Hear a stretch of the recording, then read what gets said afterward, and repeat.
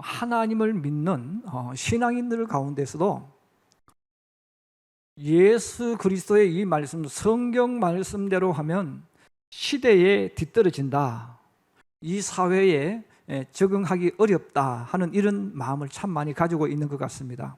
그러나 여러분, 성경 말씀은, 예수님이 하시는 말씀은 시대를 앞서가는 말씀입니다. 예수님 말씀은 시대를 앞서가는 말씀이기 때문에 예수님 말씀대로 살면 나도 모르게 시대를 앞서가는 거예요. 시대를 이끌어가게 되어집니다. 바로 예수님께서 팔복을 말씀하시면서 땅을 차지하는 자가 누구냐에 대한 말씀을 하셨어요. 그 땅을 차지하는 자에 대해 이야기하시면서 온유한 자가 복이 있다, 온유한 자가 땅을 차지한다라고 말씀해 주셨어요. 그 예수님 당시에 사람들은 온유하다는 말을 싫어합니다. 온유한 사람을 미워하고 우습게 여겼습니다. 왜냐하면 그 사람들이 가지고 있는 사고방식, 가치관, 지금도 똑같습니다. 힘 있는 자가 얻는다는 거예요. 능력 있는 자가 얻는다는 것입니다. 그리고 내가 힘이 있고 돈이 있기 때문에 나는 사람들 앞에서 얼마든지 나보다 약한 자를 함부로 취급해도 되고, 또 그것이 성자가 누리는 열매라고 생각했습니다. 그러므로 그들은 언제든지 자기 힘 자랑을 했고 가문 자랑을 했고 내가 너보다 더 강한 사람임을 자랑했죠. 근데 예수님께서 그들은 당연히 로마가 힘이 있으니까 세상을 지배하고 땅을 얻었다고 생각했는데, 예수님은 온유한 자가 땅을 얻을 것이라 이렇게 말씀해 주셨어요. 그렇습니다. 우리가 가만히 생각해 보면 성경 말씀대로 하면 안 될 것 같지만 하나님 말씀은 시대를 앞서가는 말씀입니다. 그 시대를 앞서가기 때문에 하나님 말씀을 믿고 내 삶 속에 그대로 살아가면 나도 모르게 리더자가 되어질 수밖에 없어요. 다른 사람을 앞서갈 수밖에 없습니다. 바로 오늘 예수님께서 말씀하신 팔복 가운데 우리 8번째, 바로 온유라는 말씀입니다. 그럼 이 온유하다라는 이 말씀은 무슨 말일까요? 이 온유하다는 말은 사실 모든 말씀 다 똑같습니다. 성령의 열매에서 나오는 이 9가지는 아무것도 없는 데서 나오는 것이 아니에요. 다 어떤 조건이 주어져 있는 거예요. 이 온유하다는 말은 내가 엄청난 힘이 있어요. 엄청난 능력이 있어요. 그럼에도 불구하고 사람을 대할 때 너그럽게 대하는 사람, 온화하게 하는 사람, 따뜻하게 품어주는 사람, 점잖게 대응해주는 요 모습을 가리켜서 온유하다 이렇게 표현합니다. 그래서 온유하다는 말 속에는 그래서 2가지의 상반된 뜻이 함께 있는 거예요. 그래서 온유는 이 2가지가 함께 나타나는 거예요. 첫째는 뭐냐면 원수인 마귀에 대해서, 악에 대해서는 아주 무섭게 공격합니다. 타협을 하지 않습니다. 그러므로 죄에 대해서, 악에 대해서, 우리의 원수에 대해서는 공격을 해서 그걸 무너뜨리는 이런 성질을 가지고 있어요. 그래서 사람이 온유하다고 해서 그냥 가만히 있는 바보가 아니라는 거예요. 내가 싸워야 할 대상, 우리의 원수에 대해서는 누구보다도 강하고 힘이 있어서 가지고 그걸 무너뜨려버리고 정복해버리는 것을 말합니다. 그리고 또 하나의 이 뜻은 뭐냐면 나보다 부족한 사람, 나보다 약한 사람, 사람이 어떤 실수를 했을 때 그것을 너그럽게 받아주는 거예요. 품어주는 거예요.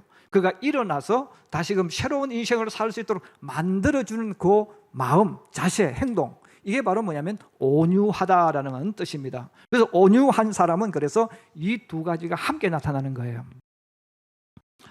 말 중에서 명마가 있어요. 우리가 보통 아라비아산 말을 명마라고 불러요.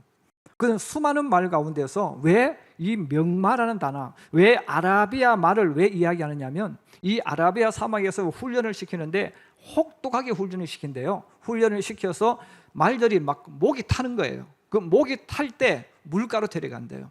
그 물가로 데려가서 물 옆에 두면 내가 목이 너무너무 마르니까 나도 모르게 본능적으로 물을 마십니다. 자, 물을 마시는데 그들이 아무리 훈련받아도 내가 지금 너무너무 목이 마르기 때문에 주인이 말을 해도 안 듣는 말이 있어요. 물을 그냥 먹는 말이 있어요. 그런데 주인이 스톱 하면 먹으려고 갔다가 안 먹는다는 거예요. 먹으라고 해야 먹는다는 거죠. 자, 그러면서 주인의 말에 이렇게 전적으로 신뢰하고 주인의 말에 따라오는 그 말이 전쟁터에 나갔을 때는 주인을 등에 태우고 적을 향해서 나갈 때는 죽는 줄 알면서 용감하게 전진하는 말, 적을 향해서 공격할 수 있는 말, 그 말이 명마라고 하는 거예요. 그래서 이 말과 같이 이런 말, 사람의 행동이 이렇게 두 가지가 함께 있는 그런 사람을 가리켜서 우리가 온유한 사람이라고 이렇게 표현을 합니다. 그 성경에는 온유한 모습으로 살아가는 행하신 두 분을 우리가 이야기하는데, 그 첫째는 우리 주님 예수 그리스도죠. 예, 우리 주님은 여러분 온유하신 분인데, 이 온유하신 예수님이 제가 두 가지를 이야기해 드렸어요. 원수에 대해서는 용서가 없어요. 죄에 대해서는 타협을 하지 않아요. 아주 용감하게 전진합니다. 그래서 여러분 성경을 보시면 예수님이 절대로 용서하지 않는 대상이 있어요. 바로 원수 마귀입니다. 그래서 예수님은 원수 마귀에 대해서는 타협이 없어요. 이유가 없어요. 누가복음 8장에 보면 예수님께서 그라사인 땅에 이르렀습니다. 그런데 그 그라사인 땅에 이 귀신 들린 한 사람이 있었어요. 근데 성경에 보면 귀신을 가리켜서 이야기할 때 꼭 앞에다가 단어를 하나 붙여요. 더러운 귀신이에요. 왜? 사람을 더럽게 만드는 거예요. 이성을 마비시키고 생각을 마비시키고 정신을 마비시켜가지고 우리 정상적인 사람이 아닌 짐승처럼 되게 만들어버리는 이런 일을 한단 말이에요. 그래서 항상 귀신을 이야기할 때 성경은 더럽다는 단어를 붙입니다. 왜? 귀신이 정신을 마비시키는 거예요. 그래서 이 한 사람도 귀신이 들렸는데 바로 군대 귀신이 들렸다 그랬죠. 하나의 귀신이 아니고 군대처럼 수천 개의 귀신이 들어가 있다는 거예요. 귀신이 들어가 있으니까 귀신이 조금 들어가도 여러분 사람이 이상해지는데, 이 군대 귀신처럼 엄청나게 많은 귀신들이 그 사람 속에 있으니까 이 사람이 보통 사람보다 더 더러워진 인간이 되어버린 거죠. 그래서 그는 무덤까지 살았다고 했어요. 또 옷을 벗고 살았다는 거예요. 옷을 벗고 무덤 속에 산다는 말은 제정신이 아닌 사람 아니겠어요? 일반인은 살 수 없잖아요. 또 거기서 짐승처럼 살면서도 내가 짐승처럼 사는 줄 모르고 살아가는 그런 존재라는 거죠. 그 사람이 거기에 있으니까 사람들이 그 길이 있지만 혼자 길을 못 지나갑니다. 왜? 어떤 행동을 할지 모르기 때문에. 그래서 이 귀신이 그 사람 속에 들어와서 막 역사를 하니까 때로는 쇠줄로 묶어놔도 쇠줄을 끊어버리고, 괴력을 발휘해 쇠줄을 끊어버리고 도망가고, 또 붙잡아서 또 묶어놓으면 또 도망가고. 자, 그렇게 하는 그 귀신 들린 사람이 있는 그 무덤을 이제 길을 지나가게 되었어요. 그 길을 지나가게 되었을 때 세상 사람은 예수님을 몰랐어요. 그러나 그 귀신은 예수님을 알고 있었습니다. 그 귀신은 예수님을 알고 있었기 때문에 깜짝 놀라서 크게 부르짖습니다. 지극히 높으신 하나님의 아들 예수여, 왜 지금 저한테 오세요? 지금 저를 벌나러 오세요? 저를 쫓아내려 오십니까? 저를 괴롭게 하지 말아주세요. 저를 저 무적갱으로 던지지 말아주세요. 그럼 어떻게 했으면 좋겠느냐? 때마침 옆에 돼지가 있잖아요. 돼지 떼가 있으니까 그럼 저 돼지 떼에 들어가게 해주세요. 예수님 허락합니다. 허락하면서 예수님께서 그 귀신에게 명령을 하는 거예요. 더러운 귀신아, 그 사람에게서 나오라. 여러분 성경 읽어보시면 예수님이 이 귀신에 대해서는 용서하지 않았어요. 악에 대해서, 죄에 대해서는 주님이 타협하지 않았어요. 아주 무서울 정도로 여러분 명령해서 귀신을 쫓아버리고 병을 쫓아버리고 치료해 주시고 회복 주시는 역사를 일으킵니다.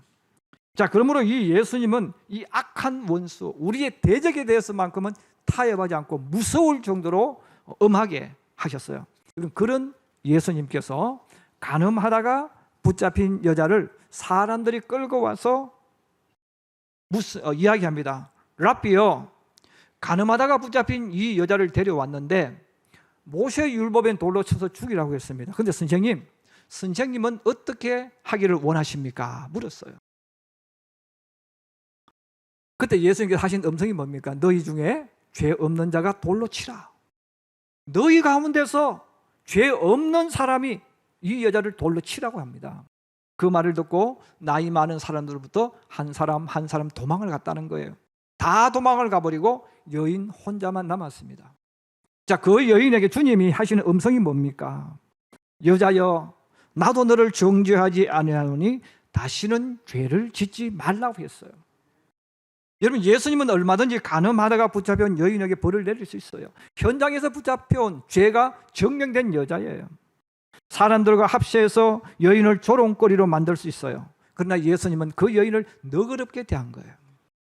이 당시에 이 랍비들, 서기관들, 바리새인들은 그들이 가지고 있는 힘, 그들이 가지고 있는 지위를 이용해서 이 간음하다 붙잡힌 여인을 어떻게 하면 완전히 죽여버립니다. 완전히 난도질 해버리는 거예요.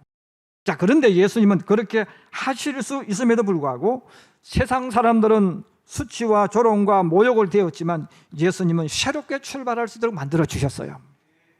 정말 불쌍한 여자 아닙니까? 그 죄로 인해서 그의 인생을 완전히 망쳐야 하는 그 여인, 사람들이 분명히 조롱해야 되고 벌을 받아야 될 여인인데 주님은 그 여인의 실수와 허물을 다 품어주시는 거예요.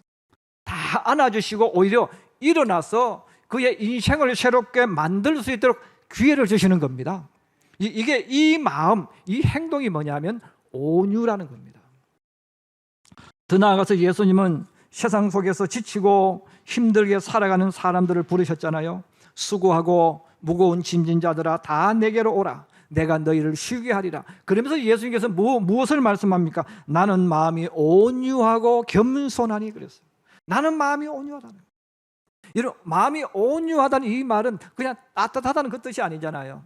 너희 상처 있고 실수하고 허물 있고 죄 가운데 사는 사람들, 세상 사람이 너희를 조롱해도 나는 마음이 온유하기 때문에 너희를 다 받아줄 거야.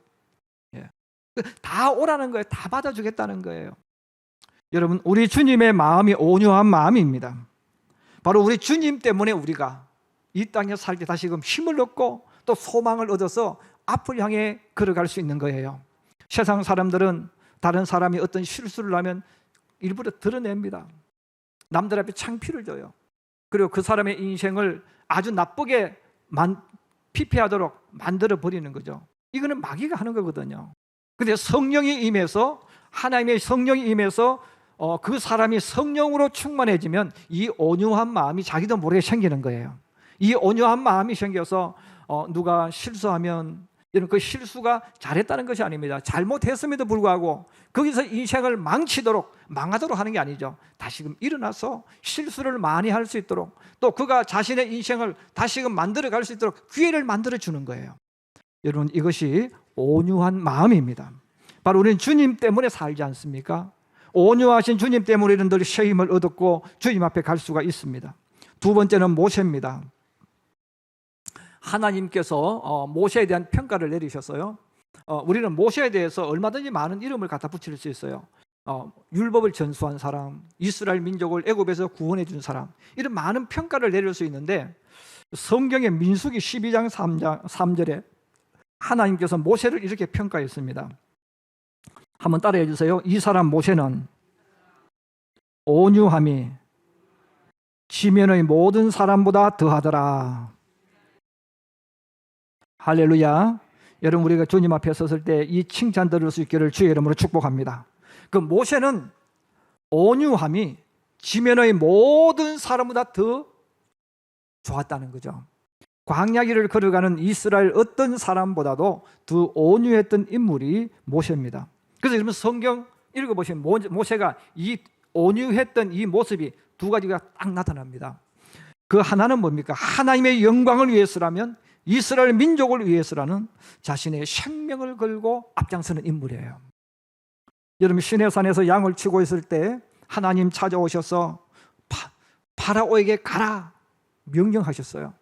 파라오에게 가서 그냥 가는 게 아니고 내 백성을 보내라고 이야기하라고 했습니다. 여러분, 파라오에게 간다는 것, 이건 죽으러 가는 길입니다. 우리 성경은 파라오라는 단어를 쓰지만 우리가 한자로 중국식으로 표현하면 이게 황제예요. 이집트의 황제. 근데 거기서는 황제라는 단어를 쓰지 않고 파라오라는 명칭으로 썼지 않습니까? 여러분, 황제 앞에 가서 황제여 내 백성 보내주세요, 그렇게 말할 수 있겠어요? 그렇게 말할 수 없죠. 여러분, 황제 앞에 가서 말 한마디 잘못하면 그것 때문에 죽습니다. 사람의 생사 여탈권을 가진 절대자가 황제고 이 파라오인데, 그러므로 이 파라오의 무서움, 이 황제의 무서움은 왕궁에 있는 사람은 압니다. 이런 모세는 40회까지 왕궁에서 살았습니다. 그럼 그는 누구보다도 파라오가 무서운지 알고 있어요. 그리고 해야 될 말과 하지 말아야 될 말을 알고 있는 사람이 이 모세입니다. 근데 하나님께서 그 모세에게 말씀하는 거예요. 모세야, 파라오에게 가라는 거예요. 가서 그냥 가만히 있는 게 아니고 왕에게 말하라는 거죠. 내 백성 이스라엘을 광야로 보내라는 거예요. 여러분, 이스라엘 민족을, 일하고 있는 이스라엘 민족을 해방시켜서 보내라는 말은 역적이죠. 반역이죠. 용서받을 수 없는 거예요. 하나님이 그 명령을 내린 거예요. 자, 그 명령을 내렸을 때 모세는 갔다는 거예요. 모세는 바로 죽는 줄 알면서 가는 거예요. 왜? 하나님 명령이기 때문에.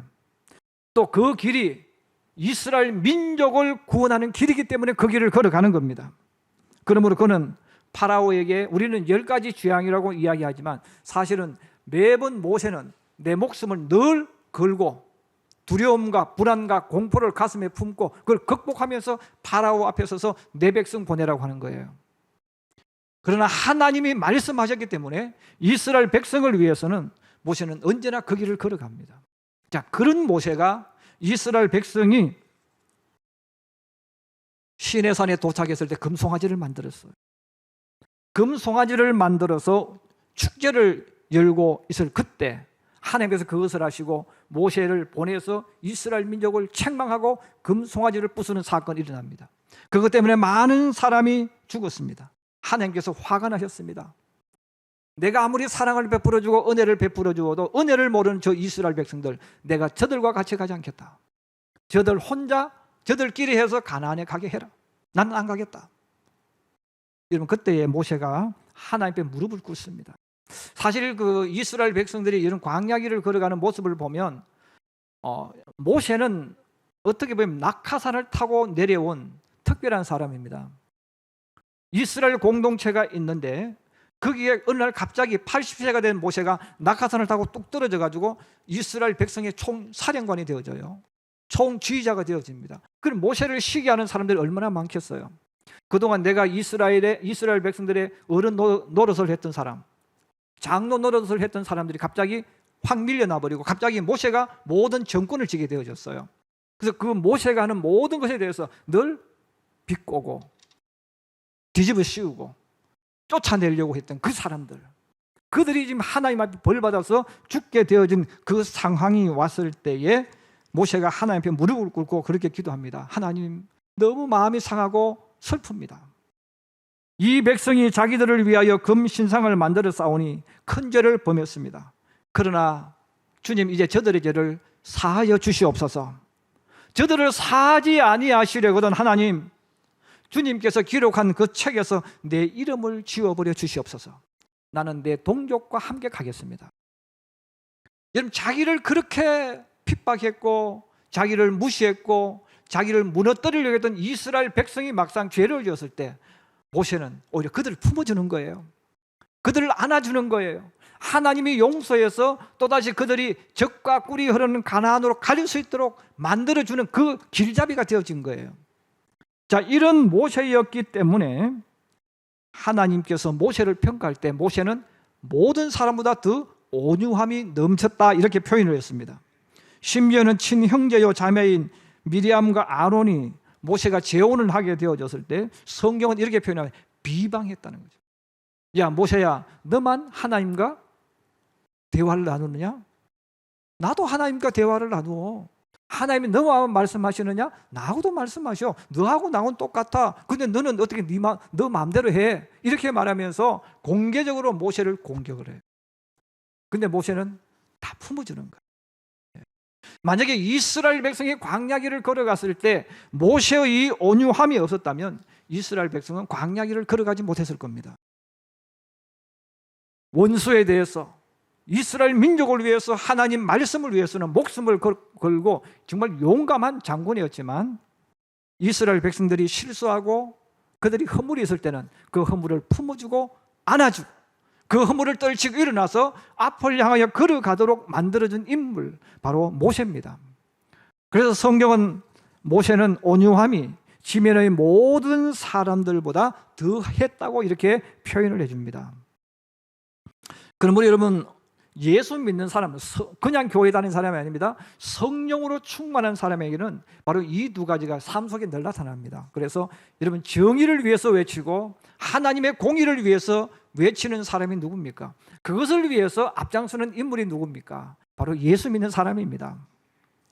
여러분, 불교를 믿는 사람들, 이런 사람들은 불의를 해도 그냥 넘어갑니다.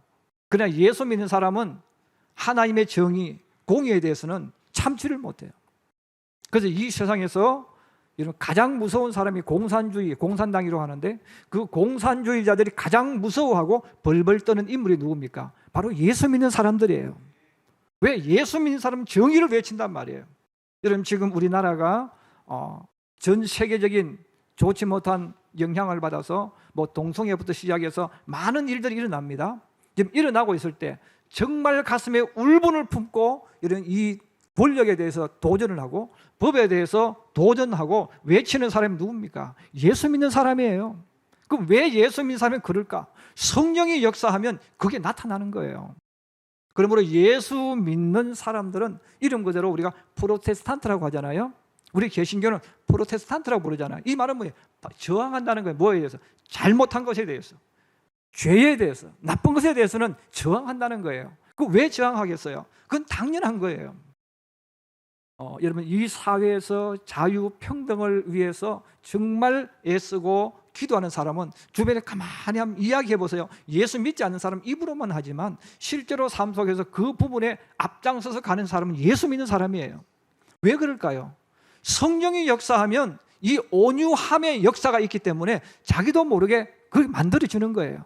그러면서 다른 사람이 실수했을 때는 안아주고 울어주고 그가 일어나서 걸어갈 수 있게 만들어주는 이 모든 것들을 누가 합니까? 바로 온유한 사람, 성령이 임하는 사람이 그렇게 살아간다는 거예요. 그러면 교회가 성령으로 충만해지면 바로 그 교회는 이 두 가지가 함께 일어나기 때문에 건강해지는 겁니다. 그리고 그 교회에 올 때마다 또 힘을 얻는 거죠. 왜? 우리가 이 땅 살아가면서 여러분 얼마나 많은 실수와 허물을 가지고 있습니까? 자, 그럼에도 불구하고 이 성령이 역사하니까 우리도 모르게 안아주고 품어주고 그가 잘못한 부분에 대해서 이야기는 해주지만 그 잘못한 부분을 다시 딛고 일어나서 더 멋있는 인생을 만들 수 있도록 만들어주는 것, 그건 누가 합니까? 성령 충만한 사람이 하는 겁니다. 그래서 예수 믿는 사람들이 리더자가 될 수밖에 없어요. 예수 믿는 사람에게 인간미가 나고 주님의 향기가 나올 수밖에 없는 이유가 바로 이겁니다. 오늘도 주님 앞에 나와서 예배드리는 성도 여러분, 바로 여러분에게 이 은혜가, 이 성령 충만함이 있기를 주의 이름으로 축복합니다. 바로 이런 온유한 사람은, 그래서 여러분, 좋은 사람, 누가 싸움 그래도 싸우지 않는 사람, 이런 이미지를 가지면 안 돼요. 제가 지금까지 여러분들께서 성령의 역사가 일어나면 나타나는 행동을 이야기합니다. 생각을 이야기합니다. 이것은 바로 예수 믿는 사람들의 모습이에요. 그래서 세상 사람들은 예수 믿으면 사람이 착해진다고 생각해요. 여러분, 예수 믿으면 제가 늘 그럽니다. 착해지지 않는다는 거예요. 예수 믿으면 도전적인 인물이 되어져요. 예수 믿으면 큰 마음으로 품어주고 이렇게 해서 함께 복되게 걸어가도록 만드는 거예요. 왜? 성령이 역사하면 우리도 모르게 그런 인품과 생각과 사상과 가치관이 우리 속에 올라오기 때문에 그래요. 이 온유함도 여러분 그런 내막입니다. 말씀의 결론을 맺습니다. 세상 사람들이 가지고 있는 변하지 않는 생각과 마음, 가치관과 사상은 힘 있는 자가 세상을 얻는다는 것입니다. 그래서 힘 있는 자, 능력 있는 자가 되기 위해서 1등 되기 위해서 열심히 노력합니다. 느부갓네살 대왕, 알렉산더 대왕, 징기스칸, 나폴레온, 이런 사람이 세상을 정복했어요. 그러나 이들은 잠시 땅을 정복했지만 땅을 차지하지는 못했습니다. 여기서 말하는 땅을 차지한다는 말은 소유하지 못했다는 거예요. 빼앗을 수는 있어요. 그러나 여러분, 누리지는 못하는 거예요.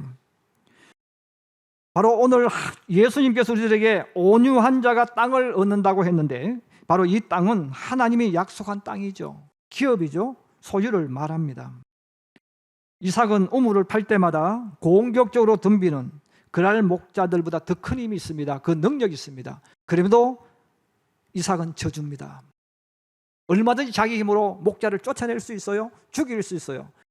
그렇지만 그는 한 발 빼면서 져주고 품어주는 거예요. 근데 여러분, 성경이 우리에게 알려주는 마지막 결론이 있습니다. 정말 넓은 땅, 좋은 땅을 소유한 사람이 누구냐? 르호봇을 얻은 사람이 누구냐? 이삭이라는 거예요. 그렇습니다. 우리가 얼핏 보면 엄청난 힘을 가지고 눌러서 무엇을 가져가는 사람이 이기는 것 같지만 그는 잠시 정복하는 거예요. 잠시 빼앗는 거예요. 진정한 누림, 진정한 소유는 온유한 자에게 주어지는 하나님의 선물임을 기억하시기 바랍니다. 우리가 이 땅에 살아가는 동안 강함이 정복하고 탈취하는 게 빨라 보이고 앞선 같지만 진정한 소유, 진정한 축복은 온유한 자에게 주어지는 하나님의 선물임을 여러분 기억하셔서 이 땅에 사는 동안 바른 말도 중요하지만 또 바른 말을 해야 될 때가 있습니다.